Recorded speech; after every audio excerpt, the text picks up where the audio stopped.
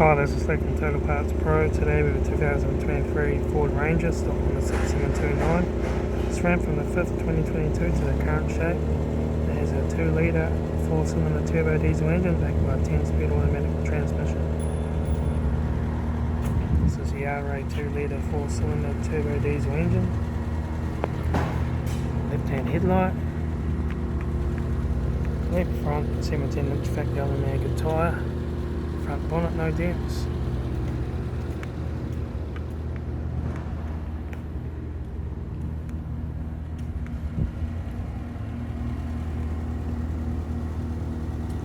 Right rear door, no dents. Right front door, no dents. Right hand door mirror. Right front guard, no dents. Right hand headlight.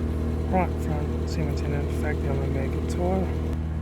Right front door card. Right front master switch. Center console lip. Automatic air shifter, heater AC controls, factory touchscreen, sat-nav stereo, interior mirror, front courtesy light with sunglass tool holder, the front sun visor, right front sun visor, factory 3-spoke leather steering wheel, instrument cluster,